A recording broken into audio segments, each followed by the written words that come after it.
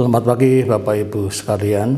Ini hari atau minggu ke-20 kita belajar mengenai kisah para rasul. Sebelum kita membahas hal itu, mari kita berdoa.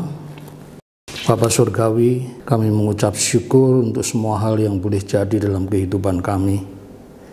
Dan pada pagi hari ini Tuhan, kami ingin belajar firman-Mu bersama-sama dengan jemaat yang Engkau kasihi. Kiranya Tuhan menolong, menjelaskan kepada kami, pribadi lepas pribadi, sehingga kami benar-benar mengerti kebenaran firman-Mu. Kemudian kami dapat mempraktekannya dalam kehidupan kami sehari-hari. Dalam nama Yesus. Amin.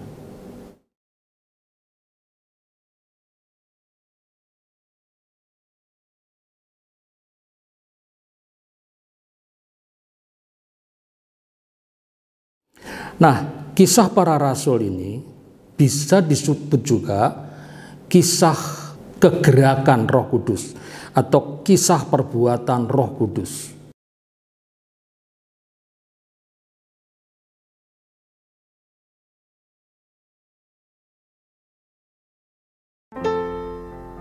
Perjanjian Baru mewahyukan dua aspek hubungan Roh Kudus dengan kita. Yang pertama, Roh Kudus ialah roh hidup di dalam kita, yang membuat kita mendapatkan hidup kekal Allah untuk menempuh hidup rohani yang menang. Yohanes pasal 14 ayat 17 berkata, Roh kebenaran akan diam di dalam kamu. Yang kedua, Roh Kudus ialah roh kuasa di atas kita, yang membuat kita mendapatkan kuat kuasa dan karunia ilahi untuk bekerja dan melayani dengan kuasa bagi Allah. Kisah para Rasul pasal 1 ayat 8 berkata, tetapi kamu akan menerima kuasa bila mana Roh Kudus turun ke atas kamu, dan kamu akan menjadi saksi-saksiku di Yerusalem dan di seluruh Yudea dan Samaria dan sampai ke ujung bumi. Karena itu kita perlu mengenal dua aspek pengalaman kita terhadap Roh Kudus, yaitu pemenuhan Roh Kudus di dalam. Bahasa Yunani menggunakan kata plero, dan peluapan Roh Kudus di luar. Bahasa Yunani menggunakan kata pleto.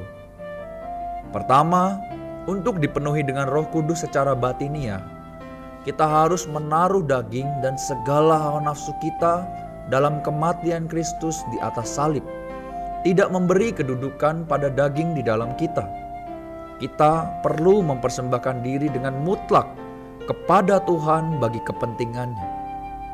Kemudian kita masih harus hidup menurut roh, tidak bersandar daging. Maka kita dapat dipenuhi Roh Kudus secara terus-menerus dan menghasilkan buah roh. Yang kedua, untuk diluapi oleh Roh Kudus secara lahiriah, kita perlu pertobatan yang tuntas dan penanggulangan semua dosa. Selanjutnya kita perlu percaya dan taat kepada Allah melalui banyak berdoa bersama dengan sehati. Hasilnya kita memiliki keberanian dan penuh kuasa untuk berbicara bagi Allah. Sungguh ajaib, melalui dipenuhi dan diluapi Roh Kudus, kita dapat mengalami dan memuliakan Allah. Mari kita berdoa. Ya Bapa, terima kasih karena Engkau memberikan Roh Kudus sebagai roh hidup bagi kami, bagi kehidupan kami, dan roh kuasa bagi pelayanan kami. Kami rindu setiap hari dipenuhi dan diluapi Roh Kudus untuk memuliakan diri-Mu. Di dalam nama Tuhan Yesus kami berdoa dan mengucap syukur. Amin.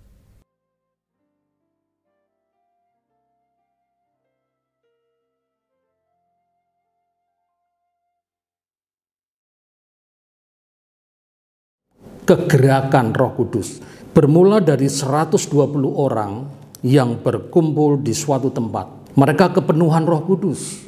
Ke 120 orang tersebut memberikan kesaksian kepada kurang lebih 5.000 orang dari belasan daerah di dunia. Orang-orang dari beberapa daerah itu datang ke Yerusalem untuk merayakan Pentakosta atau Shavuot. Nah, mereka memberikan kesaksian perbuatan-perbuatan besar yang dilakukan oleh Allah melalui Yesus Kristus. Nah, sebenarnya jumlah pengikut Yesus pada waktu itu sekitar 500-an orang, kurang lebih 500 orang. Kita bisa baca itu di dalam 1 Korintus 15. Sesudah itu ia menampakkan diri kepada lebih dari 500 saudara sekaligus. Kebanyakan dari mereka masih hidup sampai sekarang, tetapi beberapa di antaranya telah meninggal dunia.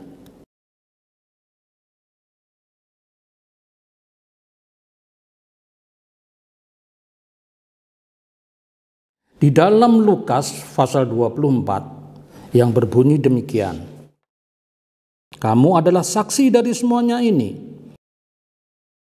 dan aku akan mengirimkan kepadamu apa yang dijanjikan Bapakku, tetapi kamu harus tinggal di dalam kota ini, sampai kamu diperlengkapi dengan kekuasaan dari tempat tinggi. Nah, ayat ini disampaikan oleh Yesus kepada 500 orang. Ya, ada 500 lebih orang yang mendengar berita itu. Mereka harus menunggu dulu di Yerusalem, menunggu janji Bapa, yaitu Roh Kudus yang akan dicurahkan kepada mereka. Namun kalau kita baca di dalam Kisah Para Rasul pasal 1 ayat 15, pada hari-hari itu berdirilah Petrus di tengah saudara-saudara yang sedang berkumpul itu, kira-kira 120 orang banyaknya. Yesus berkata kepada 500 orang bahwa Injil harus diberitakan ke seluruh dunia, tetapi harus tunggu dulu di Yerusalem, menunggu Roh Kudus dicurahkan. Tetapi ketika itu hanya 120 orang yang menunggu. Lalu yang 380 kemana? Mereka sama-sama mendengar suara Tuhan. Mereka sama-sama mendengarkan firman Tuhan. Tetapi mereka tidak melakukan. Mereka syema, mendengar. Tapi sayangnya tidak melakukan. Mungkin mereka pergi menginjili, tetapi mereka tidak punya kuasa. Hanya 120 orang ini yang kemudian menggoncang balikkan dunia dengan berita mengenai kebangkitan Yesus. Berita baik, berita keselamatan. Nah, Kisah Para Rasul itu mengisahkan dua tokoh, yaitu Petrus dan kemudian Paulus. Pasal 1 sampai pasal 12 menceritakan tentang perbuatan Roh Kudus melalui Petrus dan kawan-kawan. Kisah Rasul 13 sampai 28 menceritakan Paulus dan kawan-kawan yang diutus Roh Kudus untuk memberitakan Injil ke ujung bumi. Roh Kudus bekerja selalu melibatkan orang-orang, bukan hanya pribadi-pribadi sendiri-sendiri, tetapi melibatkan banyak orang. Misalnya saja Petrus. Kalau kita baca di dalam Kisah Rasul 2 ayat 14 dikatakan Petrus berdiri dan ke-11 rasul lainnya ikut berdiri. Petrus berkhotbah, lalu 11 rasul lainnya berdiri mendukung khotbah Petrus. Tetapi ada 120 orang yang penuh dengan Roh Kudus dan kemudian mereka menjelaskan ataupun menceritakan perbuatan-perbuatan besar yang dilakukan oleh Allah melalui diri Yesus. Bayangkan ada sekitar 5.000 orang ketika Petrus berkhotbah. Tidak ada speaker, pengeras suara, tetapi mereka bisa mendengar jelas kesaksian daripada Petrus, khotbah Petrus. Saya yakin itu semata-mata karena 11 rasul lainnya menyebar bersama dengan 120 yang kepenuhan Roh Kudus tadi, menjelaskan mengenai siapa Yesus, menjelaskan mengenai berita keselamatan, ada pengampunan dosa di dalam Yesus Kristus. Sehingga luar biasa, hari itu 3.000 orang percaya kepada Yesus. Dan hari itu juga mereka dibaptiskan. Sekali lagi, Roh Kudus selalu melibatkan orang-orang. Bukan hanya pribadi-pribadi sendiri seperti Petrus ataupun Paulus. Di dalam perjalanan misi Paulus yang pertama, Paulus ditemani oleh Barnabas dan Markus. Kemudian di dalam perjalanan misi yang kedua, Paulus ditemani Silas, Timotius, Lukas. Jadi ada orang-orang yang ikut terlibat di dalam penginjilan yang dilakukan oleh Paulus. Nah, sekarang kita akan mempelajari Kisah Para Rasul pasal 20. Kisah Para Rasul. Setelah reda keributan itu, Paulus memanggil murid-murid dan menguatkan hati mereka. Dan sesudah minta diri, ia berangkat ke Makedonia.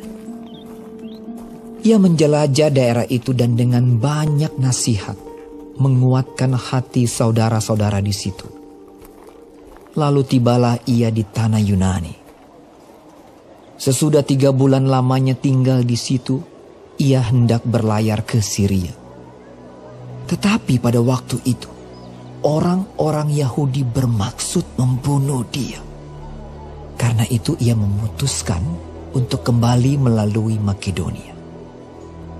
Ia disertai oleh Sopater, anak Pirus dari Berea, dan Aristarkus dan Sekundus, keduanya dari Tesalonika, dan Gaius dari Derbe, dan Timotius dan 2 orang dari Asia, yaitu Tikhikus dan Trofimus. Mereka itu berangkat lebih dahulu dan menantikan kami di Troas. Tetapi sesudah hari raya roti tidak beragi, kami berlayar dari Filipi dan 4 hari kemudian sampailah kami di Troas dan bertemu dengan mereka. Di situ kami tinggal 7 hari lamanya. Pada hari pertama dalam minggu itu, ketika kami berkumpul untuk memecah-mecahkan roti, Paulus berbicara dengan saudara-saudara di situ, karena ia bermaksud untuk berangkat pada keesokan harinya. Pembicaraan itu berlangsung sampai tengah malam.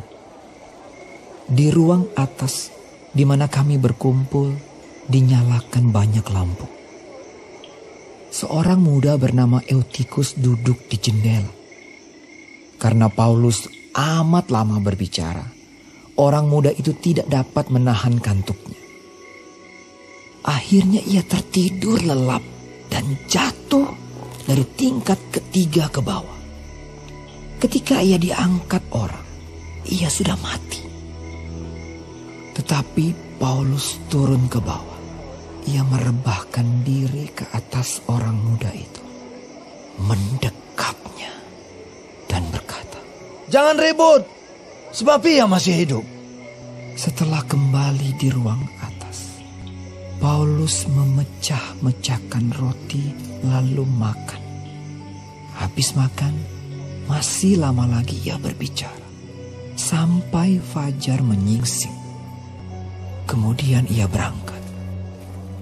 Sementara itu mereka mengantarkan orang muda itu hidup ke rumahnya.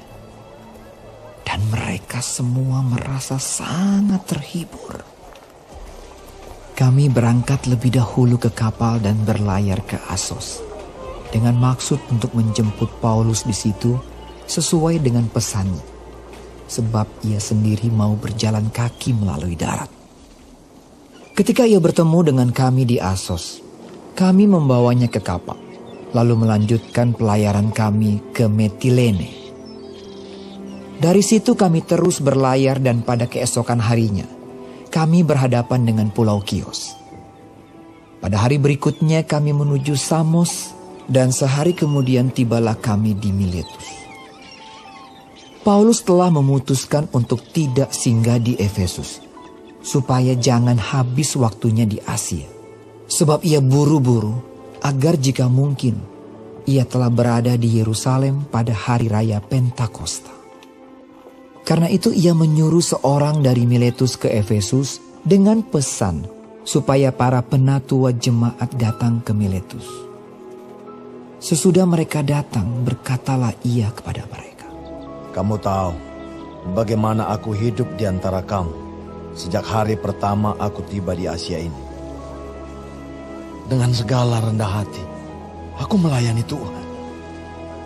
Dalam pelayanan itu aku banyak mencucurkan air mata dan banyak mengalami pencobaan dari pihak orang Yahudi yang mau membunuh aku. Sungguh pun demikian, aku tidak pernah melalaikan apa yang berguna bagi kamu. Semua aku beritakan dan kuajarkan kepada kamu, baik di muka umum maupun dalam perkumpulan-perkumpulan di rumah kamu. Aku senantiasa bersaksi kepada orang-orang Yahudi dan orang-orang Yunani, supaya mereka bertobat kepada Allah dan percaya kepada Tuhan kita, Yesus Kristus. Tetapi sekarang, sebagai tawanan roh, aku pergi ke Yerusalem, dan aku tidak tahu apa yang akan terjadi atas diriku di situ, selain daripada yang dinyatakan Roh Kudus dari kota ke kota kepadaku, bahwa penjara dan sengsara menunggu aku. Tetapi aku tidak menghiraukan nyawaku sedikit pun, asal saja aku dapat mencapai garis akhir dan menyelesaikan pelayanan yang ditugaskan oleh Tuhan Yesus kepadaku untuk memberi kesaksian tentang Injil kasih karunia Allah. Dan sekarang aku tahu bahwa kamu tidak akan melihat mukaku lagi. Kamu sekalian yang telah kukunjungi untuk memberitakan kerajaan Allah. Sebab itu, pada hari ini aku bersaksi kepadamu bahwa aku bersih, tidak bersalah terhadap siapapun yang akan binasa. Sebab aku tidak lalai memberitakan seluruh maksud Allah kepadamu. Karena itu, jagalah dirimu dan jagalah seluruh kawanan, karena kamulah yang ditetapkan Roh Kudus menjadi penilik untuk menggembalakan jemaat Allah yang diperolehnya dengan darah anaknya sendiri. Aku tahu bahwa sesudah aku pergi, serigala-serigala yang ganas akan masuk ke tengah-tengah kamu dan tidak akan menyayangkan kawanan itu. Bahkan dari antara kamu sendiri akan muncul beberapa orang yang dengan ajaran palsu, mereka berusaha menarik murid-murid dari jalan yang benar dan supaya mengikut mereka. Sebab itu, berjaga-jagalah dan ingatlah bahwa aku 3 tahun lamanya, siang malam, dengan tiada berhenti-hentinya, menasihati kamu masing-masing dengan mencucurkan air mata. Dan sekarang, aku menyerahkan kamu kepada Tuhan dan kepada firman kasih karunia-Nya yang berkuasa membangun kamu dan menganugerahkan kepada kamu bagian yang ditentukan bagi semua orang yang telah dikuduskannya. Perak atau emas atau pakaian tidak pernah aku ingini dari siapapun juga. Kamu sendiri tahu bahwa dengan tanganku sendiri aku telah bekerja untuk memenuhi keperluanku dan keperluan kawan-kawan seperjalananku. Dalam segala sesuatu telah kuberikan contoh kepada kamu bahwa dengan bekerja demikian kita harus membantu orang-orang yang lemah dan harus mengingat perkataan Tuhan Yesus. Sebab Ia sendiri telah mengatakan, adalah lebih berbahagia memberi daripada menerima. Sesudah mengucapkan kata-kata itu, Paulus berlutut dan berdoa bersama-sama dengan mereka semua.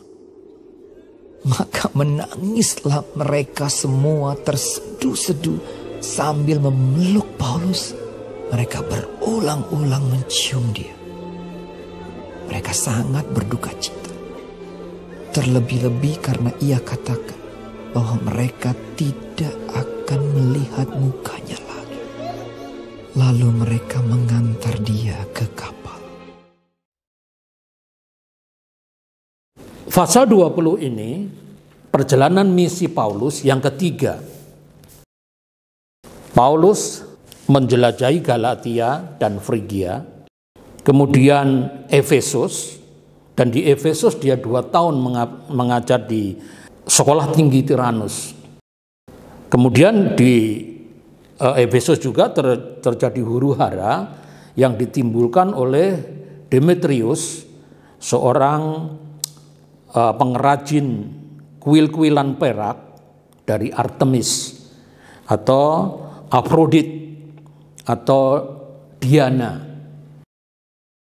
Penjualan mengalami kemerosotan, tidak laku lagi karena mereka lebih percaya kepada Yesus Kristus yang diberitakan oleh Paulus. Oleh sebab itu Demetrius memprovokasi supaya orang-orang menolak Paulus ataupun mengusir Paulus. Dari Efesus, Paulus ke Makedonia dan kemudian ke Filipi, ke Yunani. Makedonia dan Yunani itu dekat, tidak terlalu jauh. Bahkan kalau kita lihat peta sekarang, sebagian Makedonia itu menjadi wilayah Yunani. Ada orang-orang yang terlibat dalam penginjilan Paulus. Misalnya saja Sopater, dia orang dari Berea, mengikuti perjalanan Paulus sampai ke Yunani.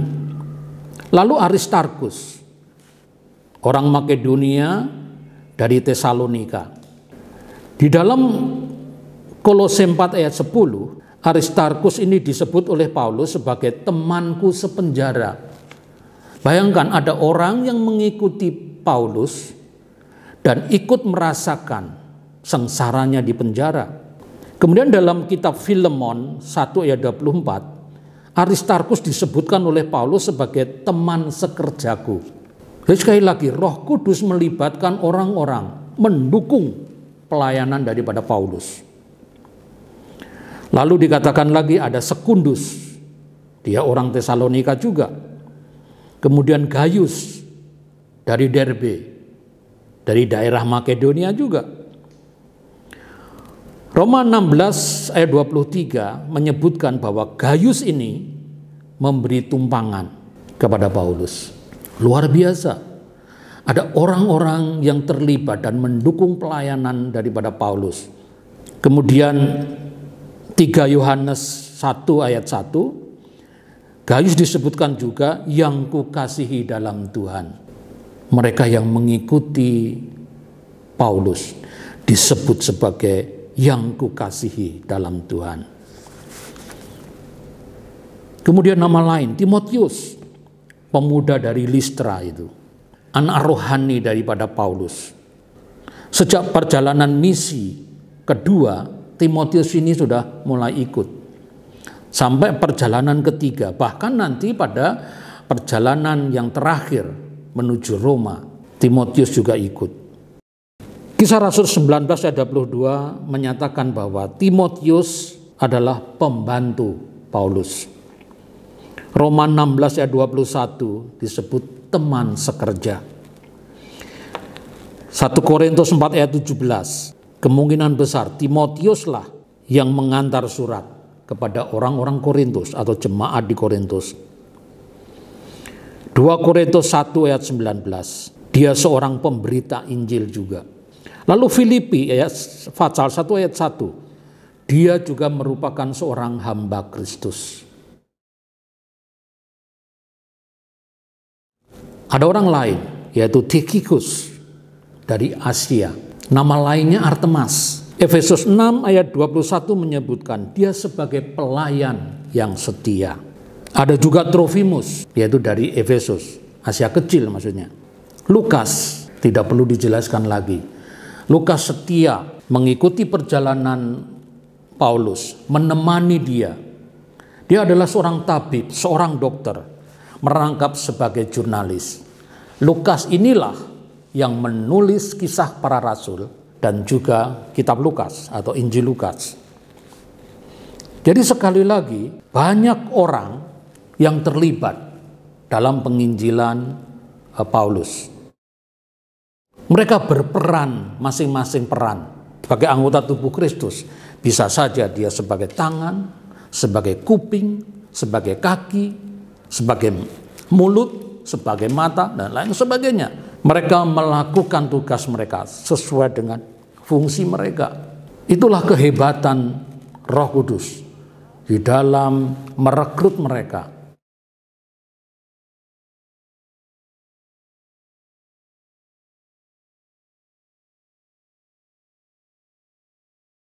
Ada satu nama yang tidak disebutkan di sini, tetapi dalam perjalanan yang pertama disebutkan itu, yaitu Markus. Markus ini keponakan dari Barnabas, teman perjalanan pada perjalanan misi yang pertama. Markus ini dianggap oleh Paulus sebagai pemuda yang tidak bertanggung jawab. Karena pada waktu perjalanan dari Pulau Siprus kemudian ke Perga dan untuk menuju ke tempat-tempat lain untuk penginjilan, di Perga inilah Markus meninggalkan baik omnya maupun Paulus, omnya Barnabas tadi ya, untuk kembali pulang ke Yerusalem. Sebagai seorang remaja yang tidak pernah berpisah dengan ibunya, tentunya dia merasa rindu, kangen, dan lain sebagainya. Lalu dicap oleh Paulus, ini remaja yang tidak bertanggung jawab.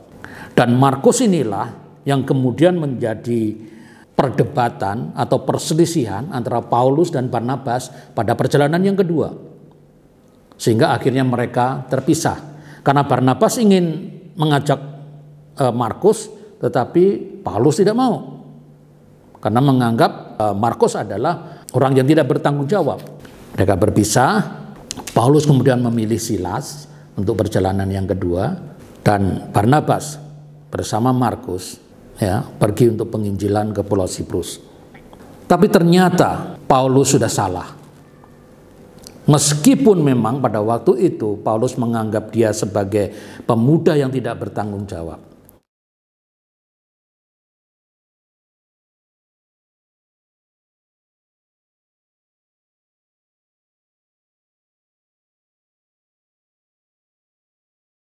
Nah sekarang pertanyaannya, apakah saudara mau menjadi rekan sekerja atau rekan sepelayanan dari pendeta kita?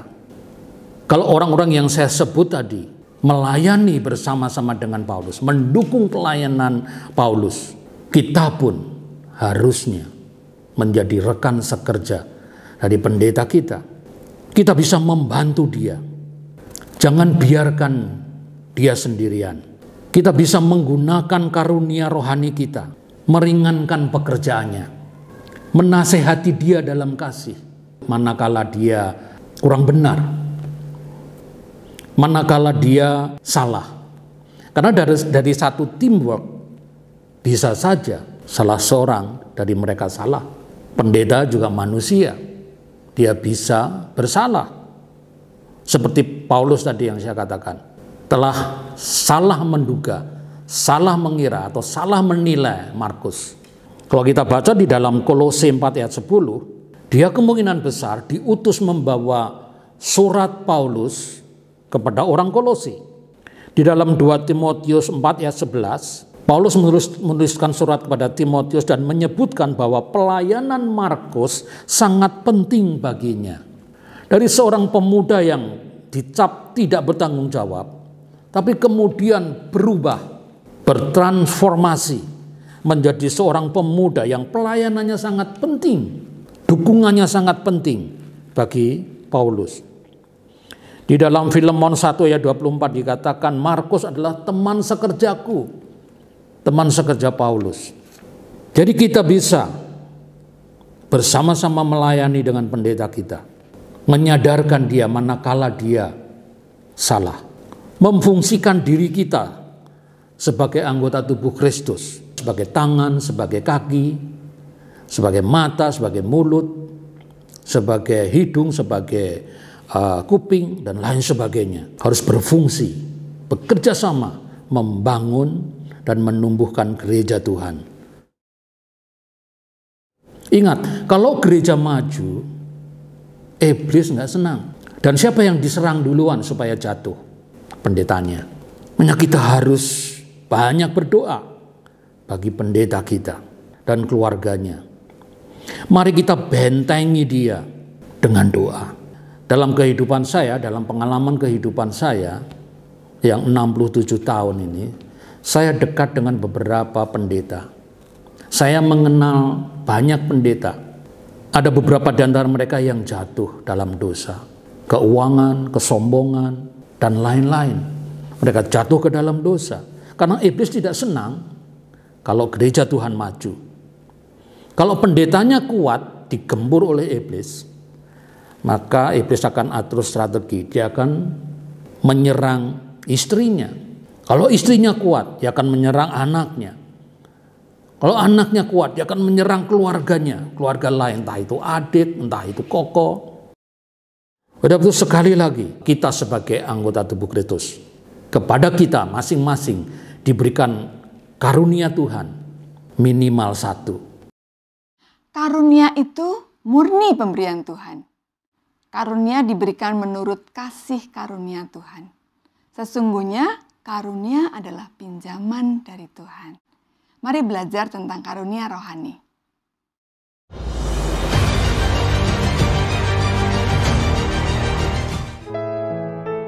Saya bacakan dari Roma pasal 12 ayat 6. Begini firman Tuhan. Demikianlah kita mempunyai karunia yang berlain-lainan menurut kasih karunia yang dianugerahkan kepada kita. Setiap orang percaya sebetulnya sudah diberi karunia yang spesifik oleh Tuhan. Hanya saja banyak orang yang tidak menyadari. Karunia yang diberikan memang berbeda-beda. Tetapi karunia itu diberikan untuk saling melengkapi. Ada 3 kelompok karunia rohani. Yang pertama, karunia motivasi alamiah. Karunia ini bisa dikatakan sebagai bakat alamiah. Yang masuk karunia alamiah diantaranya adalah karunia bernubuat, karunia melayani, karunia mengajar, karunia menasehati, karunia memberi, karunia memimpin, dan karunia kemurahan hati. Yang kedua, karunia manifestasi Roh Kudus. Karunia ini adalah kemampuan adikodrati, supranatural. Tidak bisa dipelajari. Karunia ini merupakan manifestasi dari Roh Kudus. Contoh, karunia hikmat, kesembuhan, menafsirkan bahasa roh, membedakan roh, dan lain-lain. Yang ketiga, karunia 5 jawatan. Karunia 5 jawatan ini tercatat di Efesus 4 ayat 11, yaitu rasul, nabi, penginjil, gembala, dan pengajar. Lalu bagaimana cara mengetahui karunia yang Tuhan berikan? Yang pertama, periksa minat dan kecenderungan Anda melalui perenungan Alkitab atau mengisi kuesioner karunia rohani. Yang kedua, lakukan percobaan atau latihan dengan karunia tertentu. Jangan menolak bila diberi kesempatan melayani. Walau mungkin Anda merasa tidak mampu. Bisa jadi Anda justru menemukan karunia Anda di situ. Saya dorong Anda untuk menemukan karunia apa yang Tuhan berikan secara spesifik untuk Anda.